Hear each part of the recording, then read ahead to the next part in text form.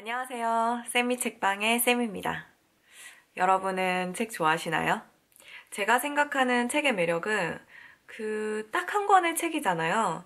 그런데 그게 여러 명의 독자를 거치면서 수만 가지의 뜻으로 해석될 수 있다는 점인 것 같아요. 여러분은 어떠셨는지 모르겠지만 저는 이런 부분들이 개인적으로는 특히 어린 시절에 굉장히 스트레스로 다가왔었던 것 같아요. 책을 재밌게 한 권을 읽었는데 그 뒤에 보면 항상 책에는 작가의 말이라든지 책에 대한 해설 부분이 나와 있는 책이 대부분이잖아요. 그런 거를 읽으면 내가 약 한 달에 걸쳐서 읽었던 그 책에 대한 생각과 전혀 다른 식으로 적혀 있을 때도 많았고, 나는 이 부분을 이렇게 해석을 했었는데 작가나 또는 역자들은 다른 방향으로 이야기를 하고 있을 때 내가 글의 핵심을 잘 이해하지 못하는 아이구나 라는 생각을 되게 많이 했었던 것 같아요. 특히 고등학교 때가 가장 심했던 것 같은데, 고등학교 때는 우리가 책 읽기라는 것이 사실은 수능 시험과 연관이 되잖아요. 그래서 항상 문제를 틀리거나 주제를 찾을 수 없을 때 나는 글을 읽거나 소설을 읽는데 이해력이 조금 부족하다라는 생각을 많이 했었거든요. 그런데 고등학교를 졸업하고 대학에 가고 또 사회에 나와서 사람들과 조금 더 자유롭게 책 이야기를 하기 시작하면서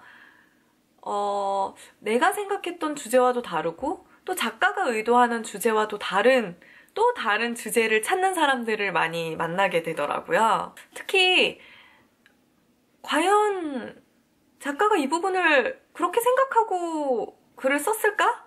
라는 생각이 드는 부분들에 대해서 굉장히 심도 있고 깊이 있게 고민하는 사람들도 많이 만났었고, 저 같은 경우에는 그런 부분은 아예 생각도 나지 않는 부분이죠. 왜 그 작가가 말한 늑대가 노란 눈을 했을까? 왜 노란색이라고 얘기했을까?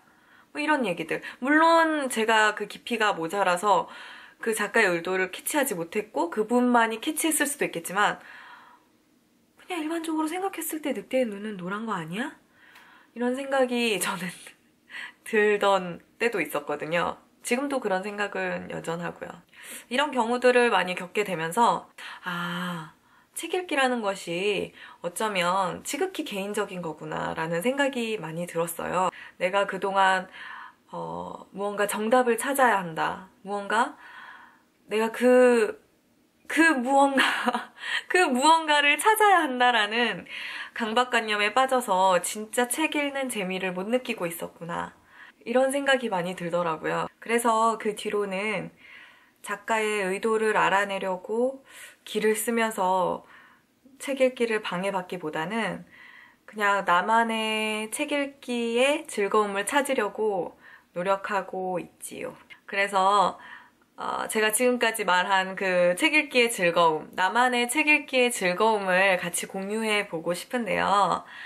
하나의 공통된 책을 통해서 얼마나 우리가 많이 공감대를 형성할 수 있고, 또 때로는 정말 똑같은 책임에도 불구하고 얼마나 서로 다른 의견을 가지고 있는지, 또 얼마나 다른 주제를 뽑아낼 수 있는지 같이 이야기해 볼 수 있었으면 좋겠어요.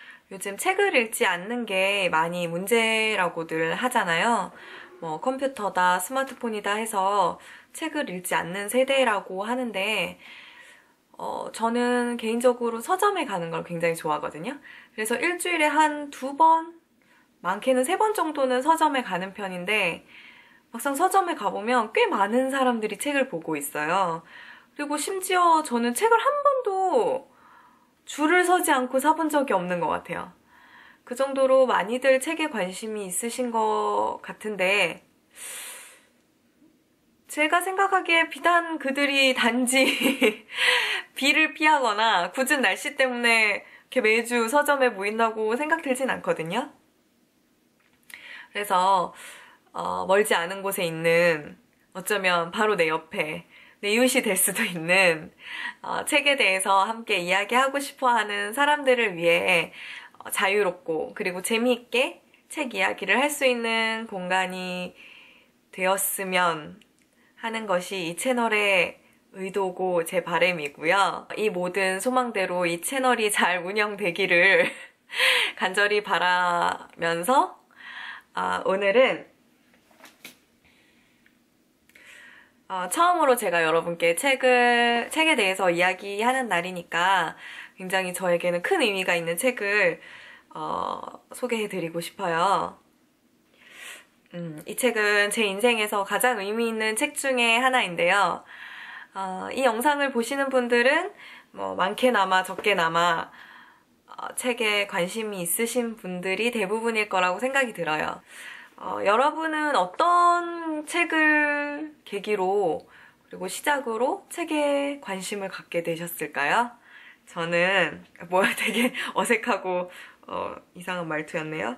저에게 있어서 처음으로 책을 읽는 즐거움, 식음을 전폐하면서까지 책을 손에서 놓지 않게 만들었던 그 대망의 책은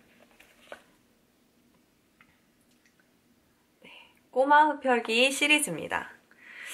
제 세대 분들은 아마 이 책을 많이들 아실 것 같아요. 꼬마 흡혈귀의 이 책은 6번째 시리즈네요. 꼬마 흡혈귀의 위기일발이라는 책이에요. 제 기억으로는 이 책이 우리나라에 15? 16개 시리즈가 출간이 된 걸로 알고 있어요. 그리고 저는 한 13번째 시리즈였나? 11번째 시리즈까지 읽었던 기억이 있어요. 이 책은 독일 책이고요. 보덴부르크라는 작가가 지었고 직영사에서 나왔던 책이에요.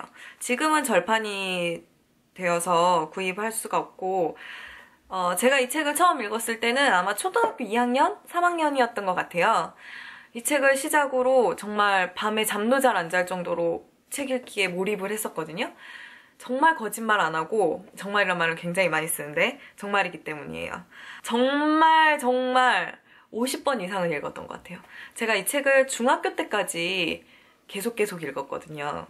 줄거리는 그 흡혈귀 매니아, 흡혈귀 덕후 안톤이라는 소년이 실제로 흡혈귀 소년을 만나면서 친구가 돼요.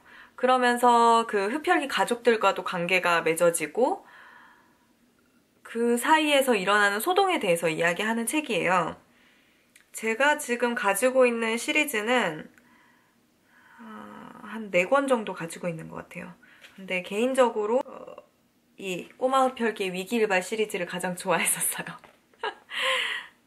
이거는 이제 흡혈귀들 무덤이 발각이 돼서 이들이 이제 이사가는 편이었는데 진짜 몰입해서 그들이 잘 이사가기를, 그들이 무사히 이사가기를 바라면서 읽었던 책으로 기억이 되네요.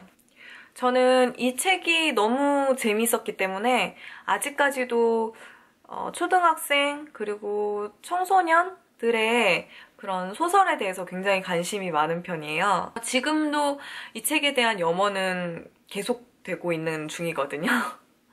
그래서 헌책으로라도 구입을 하고 싶어서 중고 사이트에서 구매를 하려고 몇 번이나 노력을 했었어요. 저의 컬렉션을 완성하기 위해서. 그런데 아니나 다를까 저 같은 분들 굉장히 많으시더라고요. 이 책에 대한 애정을 버리지 못하고 그 누구 하나 내놓으려고 하시는 분들은 없고 다들 사겠다고들 다들 아우성이시더라고요. 그래서 그 이후로 그냥 제가 4권 가지고 있는 것만으로도 만족하면서 살고 있어요.